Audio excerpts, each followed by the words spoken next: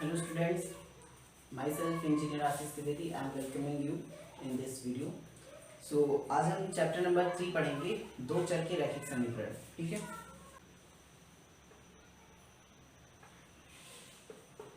तो सबसे पहले समझते हैं दो चर का रैखिक समीकरण है क्या। नाम से स्पष्ट है, दो चर मतलब दो चर होने चाहिए जैसे कि x एंड y। ठीक है, और उनका समीकरण है तो समीकरण भी बराबर लगता है। तो जैसे सपोज इट हमने लिख दिया x + y = 4, तो ये हो गया दो चर का रैखिक समीकरण। ठीक है, और रैखिक समीकरण दो चर के और उन्हें अगर हमें सॉल्व करना है तो कम से कम दो समीकरण हमारे पास होना चाहिए, जैसे x + 2 = 4 और x - y = 6। ठीक है, तो अब दो समीकरण हो गए, इसलिए इसको युग्म कहेंगे, दो समीकरणों का युग्म मतलब पेयर। ठीक है, तो इसमें हमारे पास दो समीकरण होने चाहिए कम से कम, तो इसलिए इस चैप्टर को बोला गया दो चर के रैखिक समीकरण युग्म। ठीक है, तो हमें यहाँ क्या करना है, दो चर के रैखिक समीकरणों के बारे में थोड़ा बहुत जानना है और उसे सॉल्व करना है। ठीक है, और इस पर कुछ वर्ड प्रॉब्लम्स होंगे, भाषिक प्रश्न होंगे जिन्हें सॉल्व करेंगे। तो सबसे पहले किसी भी समीकरण को सॉल्व करने के, अगर मान लेते सपोज इट हमारे पास सिर्फ एक ही समीकरण है, ठीक है, तो कोई भी समीकरण है उसका क्या खींचा जा सकता है, ग्राफ। क्योंकि कोई भी समीकरण होते हैं उनको हम किस रूप में लिख सकते हैं, फलन के रूप में लिख सकते हैं, और फलनों का क्या होता है, ग्राफ खींचा जाता है, तो जिसको आलेखीय विधि कहते हैं। तो जैसे मान लेते हैं हमारे पास x + 4 = x + y = 4 है, इसका हमें ग्राफ खींचना है। तो किसी भी समीकरण का ग्राफ खींचने के लिए क्या करते हैं, बहुत ही सिंपल सी चीज है, इसमें हम x एंड y की जगह अपने मन से वैल्यूज रखेंगे।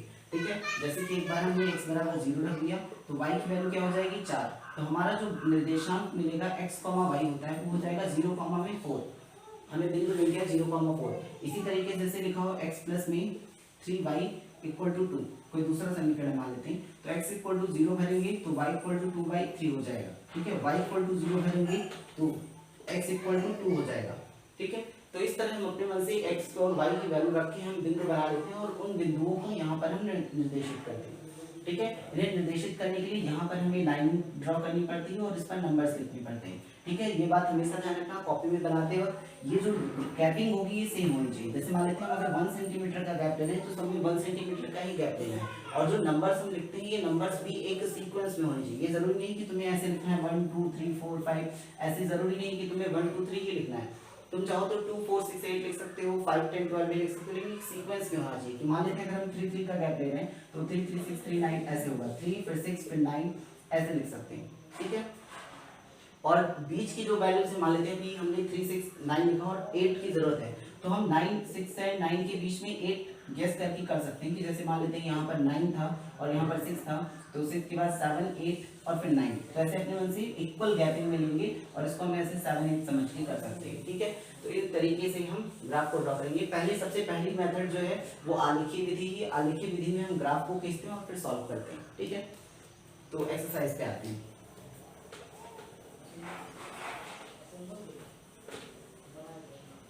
फर्स्ट एक्सरसाइज 3.1 पे आते हैं।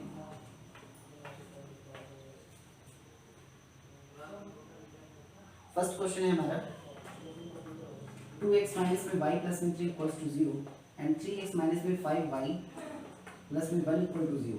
ठीक है, हमें इसको आलेखीय विधि से सॉल्व करना है। तो कैसे करेंगे, सबसे पहले हम पहले इक्वेशन को स्टार्ट करेंगे। ठीक है, फर्स्ट इक्वेशन को टेक करेंगे, उसके बाद जहां x है वहां पर कुछ रखेंगे, y की जगह कुछ रख के बिंदु बनाएंगे। तो पहले इक्वेशन लेते हैं 2x - y + 3 = 0। ठीक है, अगर तुम्हें अच्छा फिगर बनाना है, एग्जैक्ट फिगर बनाना है, तो सबसे पहला काम ये करना है कि पहले x की जगह 0 भरो, फिर y की जगह 0 भरो। इससे जो बिंदु हमें मिलता है वो बहुत ही सटीक बिंदु होता है। ठीक है, तो x बराबर में 0 रखते हैं। ठीक है, x 0 रख दो, ये 0 × 2 2 × 0 माइनस में y + 3 = 0। ये कितना हो गया, 0 खत्म। इसको उस तरफ कर देंगे, -y = -3, y कैंसिल, y कितना हो जाएगा 3। ठीक है, अब हम बिंदु जो लिखेंगे वो x, y करके लिखते हैं। बिंदु जो हमारा बनता है वो x, y करके बनता है। 0,3 हो गया। दूसरा बिंदु लेना, y = 0 भरना, लेकिन एक बात ध्यान रहे, कुछ भी रखो भिन्न नहीं आना चाहिए।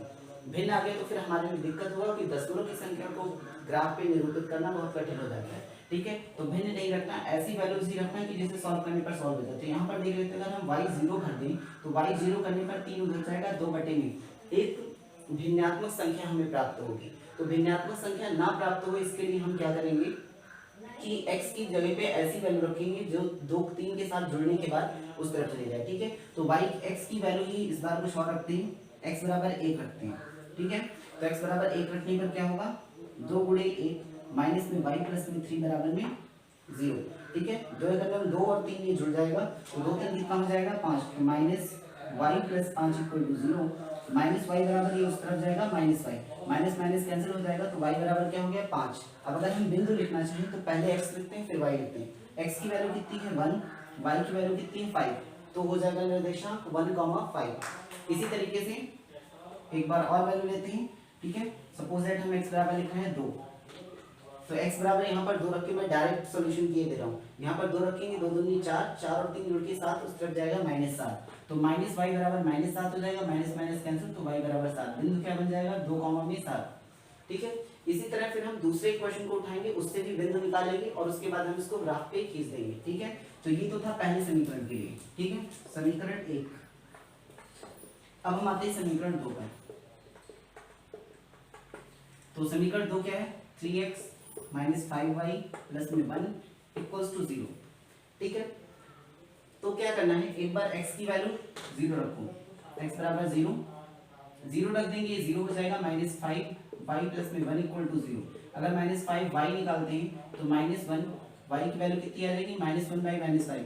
देखो भिन्नात्मक संख्या मिल गई। ठीक है, तो ध्यान रखना भिन्नात्मक संख्या नहीं आनी चाहिए, नहीं तो ग्राफ पे रिप्रेजेंट नहीं कर पाओगे।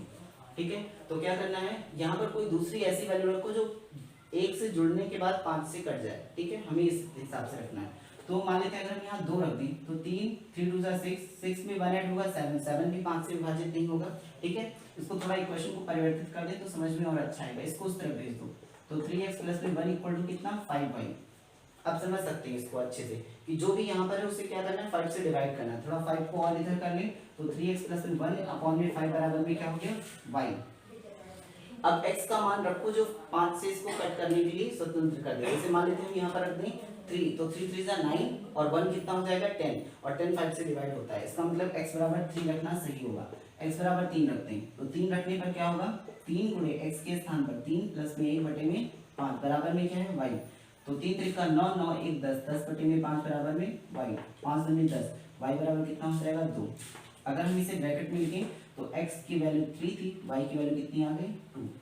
ठीक है, इसी तरह इसी के गुणज के रूप में एक और ले लेते हैं। ठीक है, 3 लिया था तो अब आगे x की ऐसी वैल्यू मतलब 3 का ऐसा मल्टीपल जिसमें एक जोड़ने पर 5 या 5 का मल्टीपल मिले, तो 8 आई थिंक ले सकते हैं। ठीक है, x बराबर 8 अगर यहाँ पर लेंगे 3 8 जो 24 1 25। ठीक है, तो 3 इंटू 8 प्लस में 1 अपॉन में 5 इक्वल टू 1। ठीक है, तो 8 3 का कितना होगा 24, 1 ऐड कर देंगे 25/5 इक्वल्स टू y।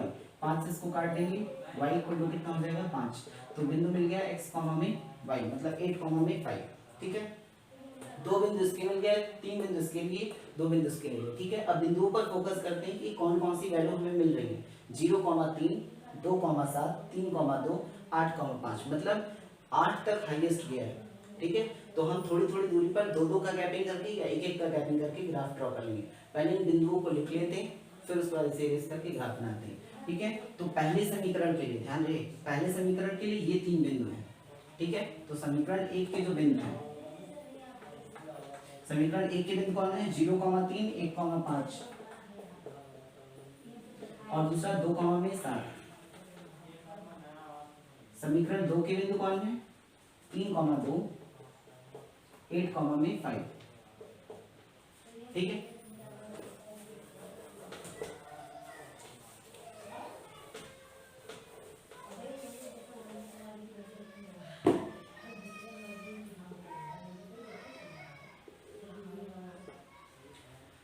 ये हो गया। अब इसके बाद हम क्या करेंगे, इस पे पॉइंटिंग लेते हैं, नंबर्स को लेते हैं। ठीक है, नंबर हमें ऐसा रहेगा कि ये सब नंबर उस पे मिल जाए हमको। ठीक है, तो 2 2 का गैपिंग करके लेते हैं जिससे आसानी से मिल जाए 1 2 2 4 6 8। ठीक है, 2 4 6 8। ठीक है, ध्यान रखना हम यहाँ कोई भी नंबर ले सकते हैं, लेकिन ऐसे नहीं कि यहाँ 3 ले लो यहाँ 7 ले लो, ऐसे नहीं, इस इक्वल सीक्वेंस में होना चाहिए। जैसे हम एक एक का अंतर ले रहे हैं, 2 2 के बाद फिर 4 4 के बाद फिर 6 6 के बाद 8, अंतर समान होना चाहिए दोनों में, चाहे जैसे लो। ठीक है, अंतर सेम होना चाहिए। अब पहला जो बिंदु है पहले समीकरण का मतलब पहली रेखा जिसमें खींचेगी 0,3 मतलब x का मान 0 y का मान 3, तो x 0 ये x एक्सिस है, ये y एक्सिस है, मतलब ये x अक्ष है वो y अक्ष है। ठीक है, तो x की वैल्यू 0 हमें टेक करनी है, इसका मतलब x की तरफ कुछ नहीं बढ़ना है, y पर 3 खींच दो, तो x 0 y पर 3, ध्यान देना 3 कहाँ होगा, 2 और 4 के बीच में यहाँ 3 होगा, इसे हमने 3 सपोज कर लिया, ठीक है। इसके बाद इसको नेमिंग कर देते हैं a b c d e, ठीक है। तो ये बिंदु हमने खींच दिया a। इसके बाद अगला क्या है, 1,5, x में 1 y में 5, x में 1 0 और 1 के बीच में यहाँ पर 1 होगा, ठीक है। y में 5 होगा 4 के बाद यहाँ पर, ठीक है। तो इन दोनों को सीधे सीधे सीधे सीधे उठा के ज्वाइन कर लेते हैं, ठीक है। तीसरा 2,7, 2 यहाँ पर 7 यहाँ पर मिल जाएगा, तो इसको उठाते हैं ऐसे और इसको ऐसे ज्वाइन कर देते हैं, ठीक है। तीनों को मिला देते हैं, सीधी रेखा बन जाएगी।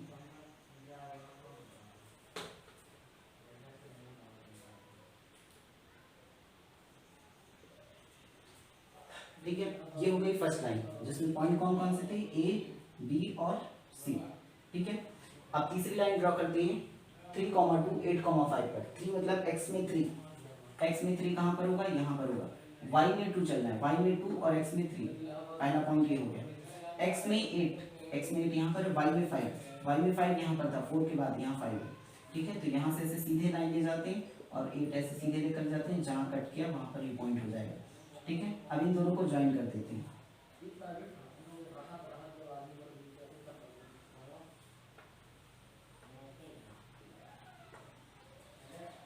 ये, ठीक है। तो दोनों रेखाएं जहां पर कट करती हैं वहां से सीधे अगर हम ऐसे डॉट खींचते हैं और सीधे ऐसे डॉट खींचते हैं, ठीक है। तो ये y अक्ष है और ये x अक्ष है। तो x में यहाँ पर जिस बिंदु पर ये मिलेगा, ठीक है, वो आंसर होगा। y में यहाँ जिस बिंदु पर मिलेगा वो आंसर हो जाएगा, ठीक है। तो जो गैपिंग हमने यहाँ पर ली थी वही गैपिंग हमें यहाँ भी लेना है, ये नहीं कि अपने मन से हम गैपिंग को चेंज कर दें।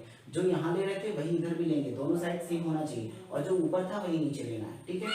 ये सेम होना चाहिए, ये सेम होना चाहिए, ये दोनों आपस में सेम, ऐसा नहीं है, ये दोनों सेम गैपिंग का होना चाहिए। कि हमने यहाँ से क्या लिया था 0, फिर 2 लेकर चले, तो नीचे माइनस माइनस में चलेगा, तो यहाँ पर -2 होगा, ठीक है। फिर उतनी दूर पर -4, फिर -6, फिर -8, इसी तरह इसमें भी, ठीक है। यहाँ पर देखना इतनी गैपिंग, मतलब लगभग यहाँ पर था ये 2, तो यहाँ पर होगा -2, ठीक है। फिर यहाँ पर क्या आएगा -4, फिर यहाँ पर -6, -8, ठीक है। इस तरह से लिखेंगे तो ये जो वो है प्लेसेस है, ये जो गैपिंग है ये सेम होनी चाहिए, ठीक है। कि यहाँ पर 1 सेंटीमीटर लेते हुए चलना, ठीक है। स्केल से सही से पॉइंट रखता है 1 सेंटीमीटर पर।